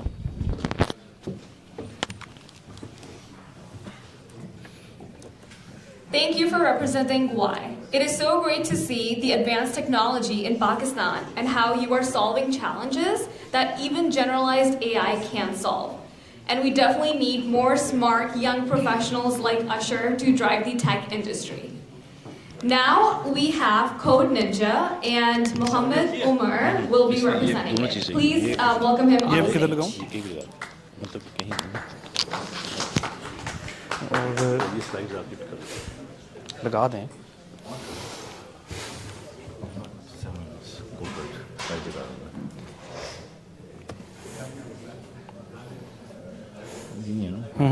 जो कल बेची थी मैंने छोटी होगी बहुत आ रहा है इससे वो किधर की वो जो आगे करने वाला है हाँ बस ठीक okay hello let me see the slides. Okay. It's incredible to be here in New York. Thank you for having me. My name is Umar. I am a software engineer and one of the co-founders of Code Ninja. Code Ninja is a software and AI research company which me and 3 of my other co-founders have bootstrapped in the last few years into hundreds of engineers and multiples of millions of dollars in ARR out of Riyadh, Dubai, and Lahore, with Lahore being the biggest of our engineering and research center. And while we were building this business, Code Ninja, one of the things that we figured out is like there's not a lot of economic value in turning an average developer into a good developer. But the amount of effort it takes to turn an average developer into a good developer is gruesome. It's grilling how much effort it takes. Still, the economic value is huge, but I really wanted, as a developer, I wanted to make it easier. And in 2022, I started to ask this question, like, what does it take for us to build a technology that can make relatively younger engineers far more productive very early in their careers? Because I see running a business in Code Ninja, there's a lot of value in it. We asked this question, what does it take for us to make bottom 90% of the developers as good as top 10%. What is a good developer? Then the question is, what is a good developer? A good developer is not just who can code, but who can understand the business problem, who can translate that business challenge into a code, who can predict, say the word I'm using is predict, who can predict good architectural choices very early into the software development lifecycle, and who is a speed programmer. And we saw, okay, what is the current landscape that we currently have? So we thought there's a platform called Cursor. I'm a user of Cursor. It's an incredible product, but it doesn't really solve the kind of problem I am trying to solve. There's a Replit. It's a great platform, but citizen developers. Retool, that's a platform that I wanted to have, but it's a severe vendor lock-in. You can't go out of the platform, and it just killed my freedom of code. And then 3 of my other engineering co-founders, we thought, let's build something of our own. And what we started to build was like, okay, what are the core areas we need to build? We thought, okay, let's build an AI subject matter expert. We chosen few industries, then let's build an AI architect, and let's see if we can build an AI scaffolder. And all of these 3 agents can work as a co-pilot, team of co-pilot with the developer to really help them bootstrap the product real quick and solve some real good problems. We've been working on that product with our developer community for over a year, but we didn't stress test it. But then one of the Middle Eastern government engaged us. They said one of the leaders has to inaugurate a platform for urban hospitals. It was a large-scale platform, procurement platform for some of the largest hospitals in the Middle East. And they said, our leader has to inaugurate this in 6 weeks. If you can do it in 6 weeks, you have a contract. It's a very lucrative contract for us. And we said yes. As a developer, I knew we were going to do it. We did it in 4 weeks using Hyper. But that was not very surprising. The real surprise factor was it really lowered down the learning curve. Very young engineers, probably 18 months into the Code Ninja, they really pulled this project off. A lot of economic value for us. And that's the first time we thought probably we need to take this product far more seriously. We set up a different company under Code Ninja, which we now call Hyper. And some of the smartest engineers I know are currently working both as a research engineers and then the core engineers to build this platform. And then we asked who would be in absolute love with this product. And it turned out there are more than 1 million enterprises, consulting businesses, who have their back office engineering teams. They work with software services businesses.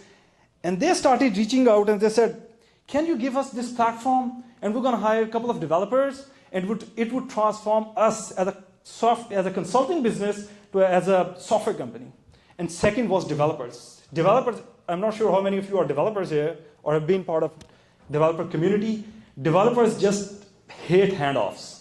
The handoffs from domain experts to pre-sales engineers to DevOps, it's so expensive that it just kills innovation. So second was like developers started liking our product. Let me show you a quick demo in Dallas. The demo was big, but currently, let me see if I can play. Shabazz Saab, help me play this. Your ThinkPad is not working. Okay. Okay, think of yourself, all of yourself as a software developer. Here you see in action, an autopilot has engaged an AI subject matter expert who is working with the developer to capture the requirement, transforming that requirements, and giving it to the AI architect who is generating the complete architecture of the system, what they are trying to build, and then passing on that architecture to a system design analyst and generated the entire system design of the platform. That's what you see is a system design of the entire platform of one of the largest aviation systems in the Middle East that we built in Hyper.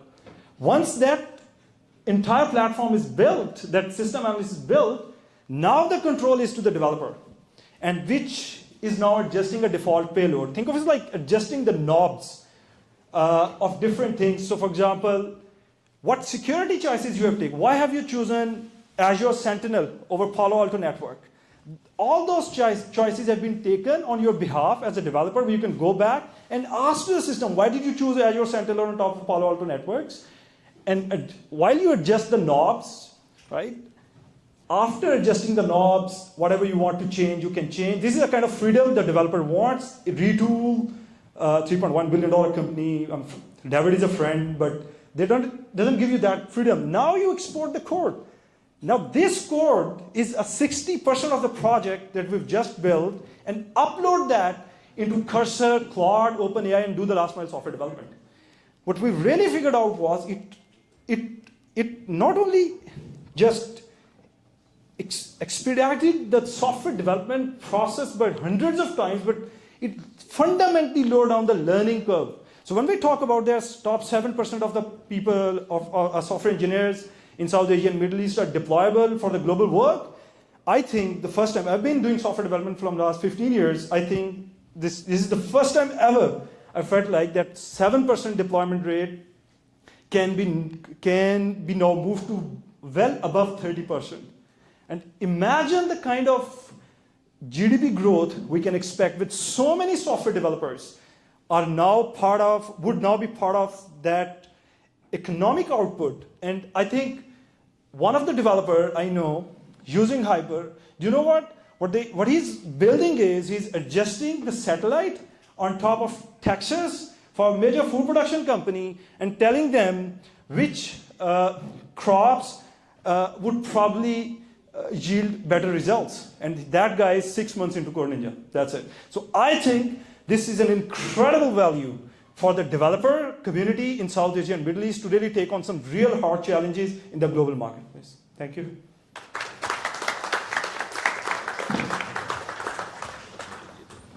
Well done. I would like to call Samir from Mercurus Technologies now to quickly give his presentation. Please take 5 minutes, no more than that.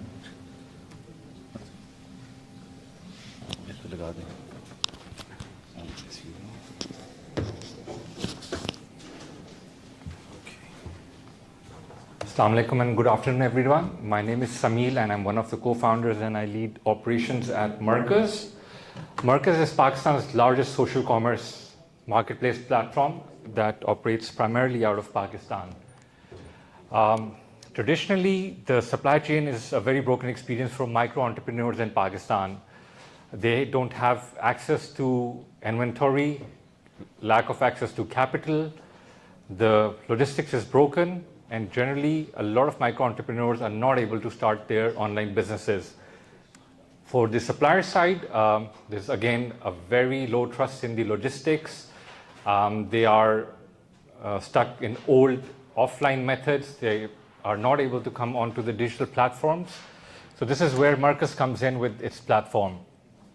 So far, Mercurus has helped more than 400,000 micro entrepreneurs to start their online shops with over 400 destinations that have been fulfilled in Pakistan. Around our business, we've been able to build a big community as well, where people are learning about selling online within Pakistan. Some of the numbers that we have been able to achieve are remarkable. This year, we are doing more than $10 million in annualized GMV. Till date, we have fulfilled more than 5 million orders in Pakistan with a gross margin of 45%. As you can see, our reseller community is more than 400,000 strong. We offer more than 100,000 wholesale products on our platform. This is the team. We are lucky to be backed by Y Combinator and Indus Valley Capital. And we have experience from scaling mobile wallet apps from 50,000 users to 5 million users at Alipay. One of the subsidiaries in Pakistan is EasyPesa. So what are we looking for? We're looking to raise our Series A in order to expand our marketplace and also build the logistic infrastructure. We've already started to experiment with the logistics in Pakistan, Islamabad, and our success rate is already 20% better than the 3PLs that are offering. The traditional legacy 3PL players are not built for the e-commerce. They have been primarily document delivery companies that happen to venture into e-commerce. This is one of the reasons only 2% of our retail market is online as compared to 10 to 15% in our neighboring countries. We also have started to provide fintech solutions to these suppliers in order for them to have more cash flow available and scale their businesses. So yes, we are looking for partners that can help us scale this business and take the e-commerce to the masses of Pakistan and not just the top 10 cities. Thank you.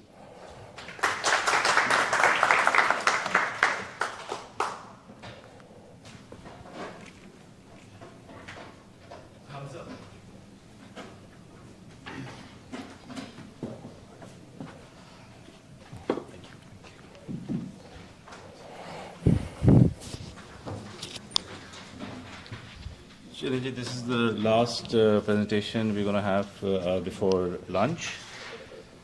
So I hope it's high-powered one of them. I hope so.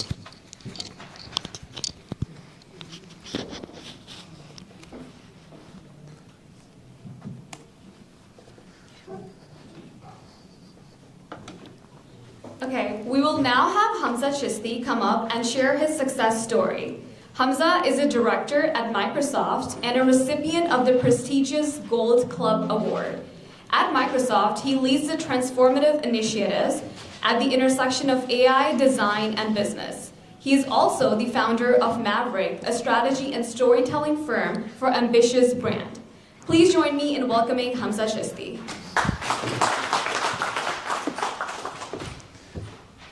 Assalamu alaikum, everyone. So that was quite a mouthful introduction, but in reality, I'm just a Pakistani who's trying to use technology to solve everyday problems for Pakistan.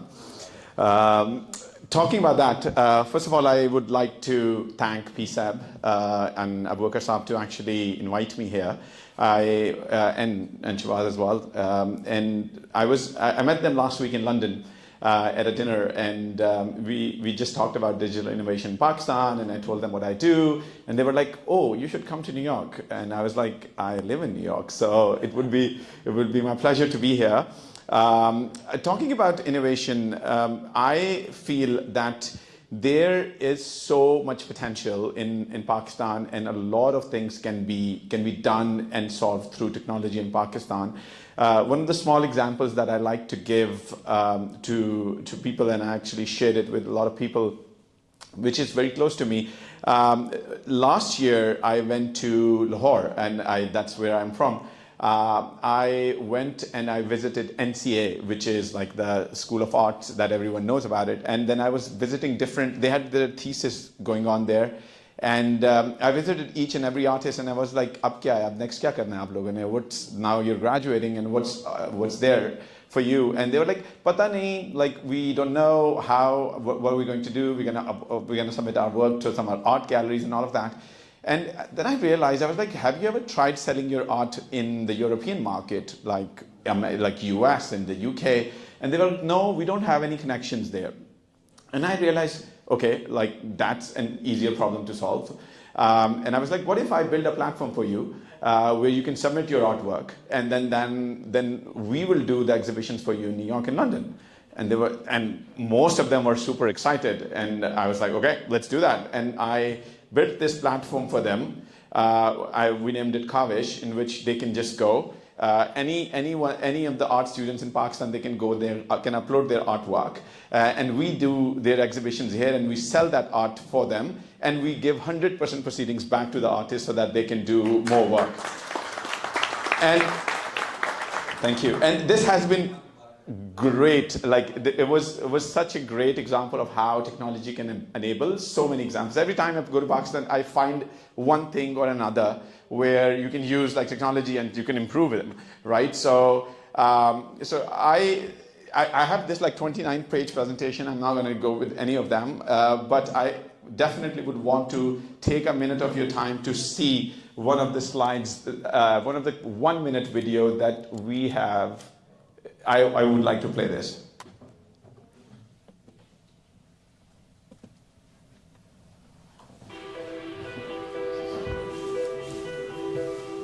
In the past 30 years, the world has seen 3 major platform shifts, and today we're in the midst of a 4th, AI. Using AI to boost productivity has become table stakes. Employees are freed up to dive into more complex and creative work. Generative AI can help personalize customer experiences that delight customers while lightening the load for staff. Companies are discovering exciting new growth opportunities and improving efficiency across various business functions. And generative AI is bending the curve on innovation, speeding up creative processes and product development. We're building 3 platforms for innovation, and we're focused on helping customers use and build AI that is secure, safe, and private. We want to help you use this technology to make a difference for you, your teams, and for the world. Okay, so this sounds like a Microsoft presentation, but it's not, I promise. I'll add the color to why it is important for us. Like Sajjad Sahab was saying, that we cannot miss, Pakistan cannot miss the 4th revelation, which is AI, and we really want to make sure that we are on top of that bus, right? Why is that important? I sit, and I'm very fortunate to say that I sit with the companies with billions of dollars of their AI budget and their technology budget and all of that. And a lot of times when I sit there and I'm talking to AT&T or Mount Sinai or any of the big organizations or banks like JP Morgan, and we talk about their digital strategy, like in the back of my mind, like I'm more like, why like PTCL is not doing that? Why Habib Bank is not doing that? How can we bridge that gap, right? And that is where I wanted to come here and say there are a lot of great companies here who are working. We have customer success stories from America. We have customer success stories from London. We have like UK, anywhere that you want to talk about, right? I wanted to come here and say, like, if any of you are working with any of the organizations to make Pakistan a better place, or an organization, you can improve efficiencies and all of that, and you need a blueprint for that, I will give it to you. How we are doing it here in America, how Microsoft is doing it here in America and solving problems. If you want to replicate and build success stories back home in Pakistan, I can funnel that. I can tell you exactly how to do, how to embed, like pick any example, pick any of the banks, pick any of the healthcare, like come and talk to me and I can explain it to you. I can give you blueprints of how we have done it here so that you can do it in Pakistan. And this is where the innovation and the change can happen. One of the last things that I wanted to talk, and I wanted to give you a little bit of okay, let me get to it, and then we'll talk about it. And anyone who wants these slides, I can give it to them, like, because I don't want to read those slides and not talk. So yeah, so that is where, like, where do we see the future of technology, right? That is one thing, one topic that I really want to talk about. Quantum computing is something that Microsoft is heavily investing in, and you should too. Natural language processing, advanced neural networks, these are all the areas that you should also look into it. And then 3 industries that has the most impact that we have seen so far in Microsoft is healthcare, finance, and any other technology that has a lot of manual, like human intervention. So if any of you are working in any of those spaces and they want to excel or accelerate their innovation space or innovation pace, Microsoft is the place to, we can help you with that, right? Last 1 minute, and I wanted to show you how Microsoft is transforming the businesses. And as we look ahead with Copilot, it's going to completely transform the experience that our employees have. It gives our employees more power to focus on our mission, health for all and power for none.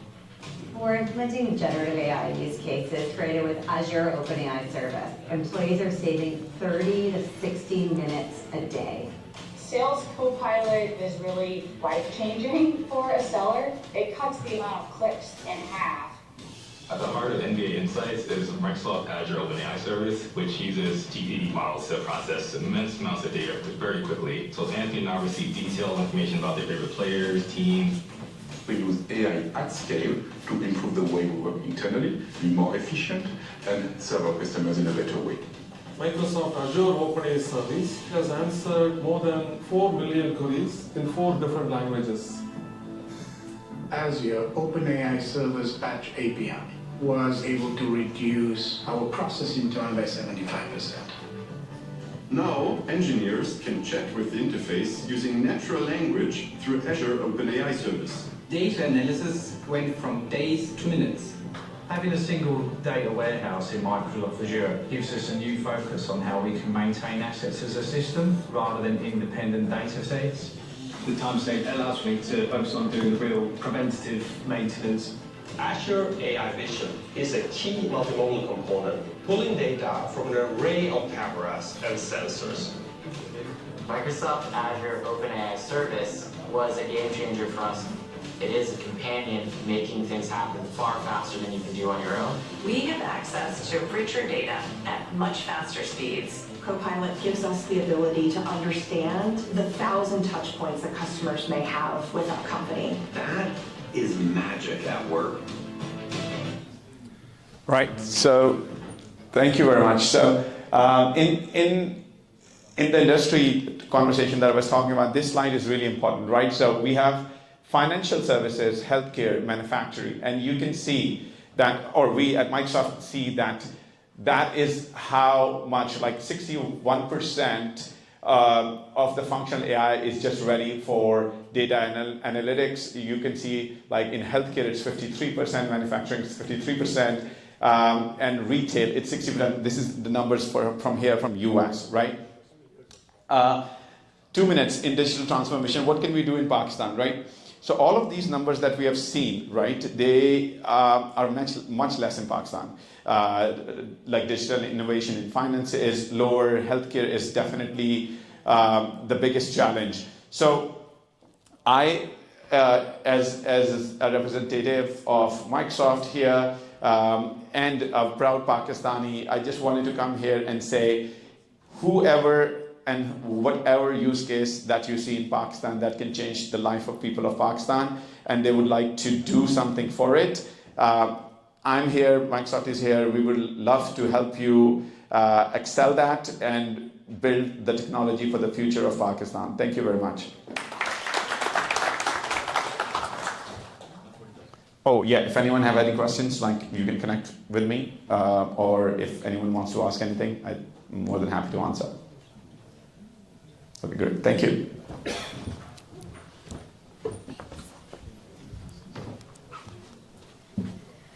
Thank you, Hamza, for inspiring us with your tech and innovation journey.